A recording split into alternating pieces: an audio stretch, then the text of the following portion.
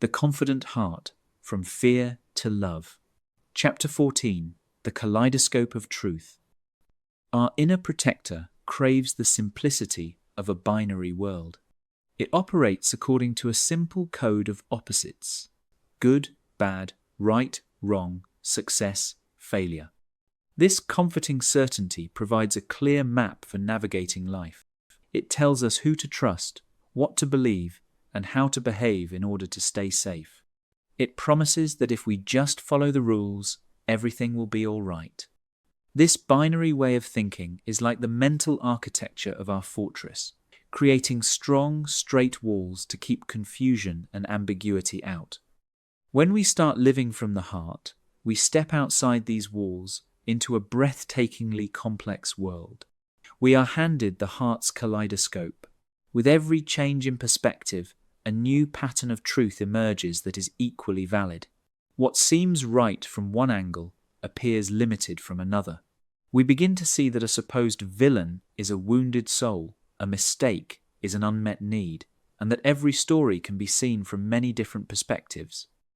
This is not a loss of truth, but an expansion into a richer, more nuanced reality in which multiple truths can coexist. This is both liberating and challenging, as it requires us to find stability not in rigid answers, but in our own compassionate presence. This explains why the modern information environment of the old world feels so limited. Media outlets with the widest reach often create the illusion of choice by offering a simulated diversity of perspectives that all exist within the same narrow, fear-driven mindset. The debates may be loud, but the underlying assumptions are rarely questioned. This only serves to reinforce the binary code of the ego. Already, in our youth, we are subject to a powerful socializing force: school. Here, the ego is systematically built and rewarded, while the heart's way is quietly disciplined out of us. Traditional education often operates within a paradigm of punishment. We are sorted by grades, ranked against our peers, and taught that there is often only one correct answer. Mistakes are marked in red, publicly signaling failure. Curiosity that differs from the curriculum is often discouraged. This system is expertly designed to appeal to the binary mindset of the inner protector, fostering competition, shame, and a deep-seated fear of being wrong. What would it mean to create a learning garden rather than a testing ground? An education for the heart would nurture the whole human being. It would prioritize curiosity over correctness and recognize that seemingly incorrect answers can provide understanding into a child's unique learning process.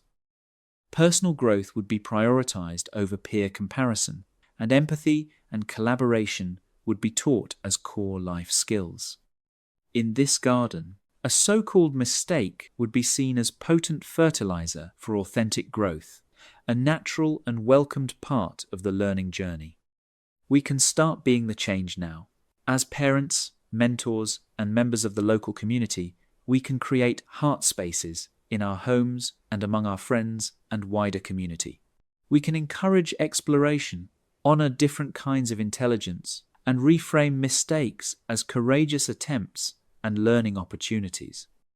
In doing so, we are planting the seeds for a future generation that is driven by heartfelt connection rather than competition, and is able to view the world through the kaleidoscope of the heart. The binary logic we learnt at school also forms the basis of the legal system we have built as adults. If our education teaches us that mistakes are failures to be punished, then it is understandable that our legal system is based on the same principle. However, the heart sees the whole soul, their learning and growth path, and the interconnectedness of all things. It calls for a paradigm shift. This begins with redefining the concept of a mistake. Through the eyes of the heart, an action is rarely just bad. It is a symptom of something deeper, such as a wound, disconnection, unmet need, or lack of resources, emotional, mental, or spiritual. A crime can be seen as a failure of relationships, with oneself, with others, or with the community. While this perspective does not excuse harmful behavior, It seeks to understand its roots in order to prevent its recurrence. This understanding demands a fundamental shift in our central question. The ego-based system asks, what punishment do they deserve? This is a retributive question, focused on blame and pain. The heart-based approach asks more complex and compassionate questions. Was someone harmed? If so, what healing, learning, and restoration does this situation require for everyone involved? The harmed, the harmer, and the community. Unlike the punitive model, which isolates and stigmatizes, a restorative approach focuses on repairing harm and encouraging personal growth. It provides a safe space in which those who have been harmed can be heard and enables those who have caused harm to truly understand the impact of their actions, take authentic responsibility, and contribute to setting things right. The aim is to reintegrate every one of us through a process of empathy, accountability, and healing, thereby strengthening society as a whole. Embracing the kaleidoscopic view of the heart is to become a revolutionary of perception. It means willingly letting go of the crutch of certainty and standing in the creative, uncertain, and infinitely more real space of interconnectedness. This ascent to a higher clarity enables us to see the whole being, the whole story, and the whole system around it with compassion. It can transform our classrooms from factories of fear into gardens of growth, and our justice systems from machines of punishment into opportunities for healing.